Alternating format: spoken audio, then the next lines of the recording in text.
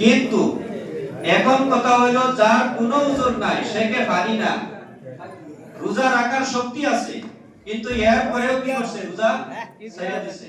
এমন ব্যক্তি আছে না? আছে না আপনার ভিতরে? তাগর কি কইতেছে আল্লাহ পাক রব্বুল আলামিন বলতেছে, হুজুর পাক সাল্লাল্লাহু আলাইহি সাল্লাম আমাদেরকে জানাইছেন, কি জানাইছেন?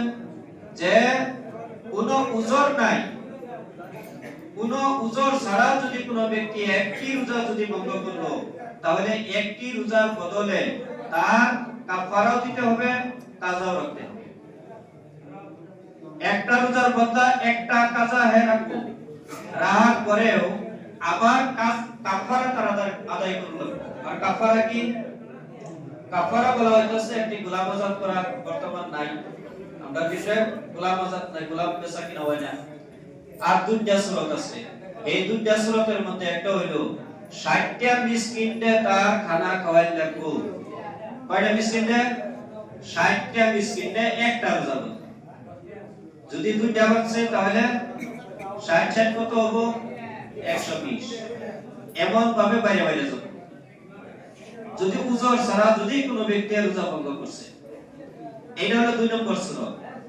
আর 3 নম্বর সুরত আল্লাহর নবী বলতেছেন, এটাও যদি তার শক্তি নাই, গরিব মানুষ 60টা মিসকিন খাওয়াবো কিংবা নিজেই খাওয়া পায় না, তাহলে কইতেছে আল্লাহর নবী 60টা রোজা, একটা রোজার বদলা 60টা রোজা তার নাম। কয়টা রোজা? 60টা রোজা। তাও লাগাতার রাউন্ড লাগবো। কোন 60টা রোজা করছে, একটা রোজা ভাঙে আছে, তাহলে আবার প্রথম থেকে শুরু, একটাও ভাঙলো 60টা লাগাতার রাউন্ড। এরপরে আল্লাহর নবী সাল্লাল্লাহু আলাইহি সাল্লাম বলতেছেন যে এই যে 60টা রোজা যদিও রাখছে, তবু রমজান মাসে একটা রোজা যে যেতানি সওয়াব আছে, যে মর্যাদা আছে, অত্তানি সওয়াব অত্তানি মর্যাদা ওই ব্যক্তি হবে। কত বড় ওই আজকে এটাই হলো কাদের জন্য? রোজাদার যারা রোজা রাখছে তাগর লিগে আজকে খুশি হতে। আর যারা রাখছি না, আমি তাগরে আহ্বান জানাইতেছি আমরা তওবা করি। আমরা আজকের দিনে তওবা করতাম, তওবা করে আমি আল্লাহর কাছে কাঁদতাম, আল্লাহর কাছে মাফ চাইতাম, আর প্রতিজ্ঞাবদ্ধ হইতাম আল্লাহর কাছে আজকে যে আগামীতে আল্লাহ পাক আমার হায়াতে জিন্দেগি যতদিনই দিছে আর যতদিনই আমি রমজান মাস পাই, একটা রোজাও আমার দ্বারাতে নষ্ট করব না।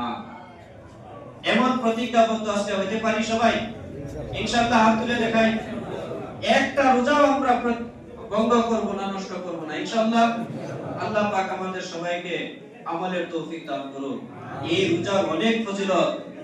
আমি একটা মাত্র কথা রোজা সম্পর্কে কইতাছি। একটা হাদিসে কুদসি আল্লাহর নবী সাল্লাল্লাহু আলাইহি সাল্লাম বলতেছেন যে as-sawmu li wa ana ajzi bi। তাই বলেছিলাম এই একটা হাদিস আমি কইয়া শেষ করব ইনশাআল্লাহ। আল্লাহ তাআলা বলতেছেন যে রোজা আমার লেখা আর তার প্রতিদান, তার বদলা আমি নিজেই দেব। আমরা হয়তো শুনছি, কিন্তু শোনার পরে আমরা গুরুত্ব দেই না। এক কান দিয়া শুনি আরেক কান দিয়া বাইরে যায়, আমরা গুরুত্ব নাই।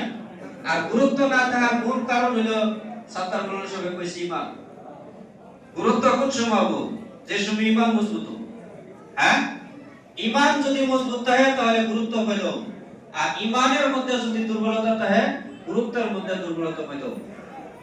গতিকে আমরা সবাই ইনশাআল্লাহ পাকাপোক্ত ঈমান বানাইবার চেষ্টা করি, তাহলে আমরা আল্লাহর প্রত্যেকটা হুকুমের মধ্যে আপনার মজা, আমরা যে মজা যেটা, এই মজার সৃষ্টি হবে, আমরা আমল করতে ভালো লাগে। আর ঈমানের মধ্যে দুর্বলতা থাকলে এই মজাটা স্বাদ যেটা আমরা পাইতাম না। হয়তো কোনো বেশমুসরাই আমরা মসজিদের মধ্যেও যদি আইবো, কোনো বেশমুসরাই করে দেখাইবার লিগা বা কোনো ঝামেলা করিয়া হেরা বা এরকম কোনো সঙ্গীর সাথে এই সমস্যা করিয়া হেরা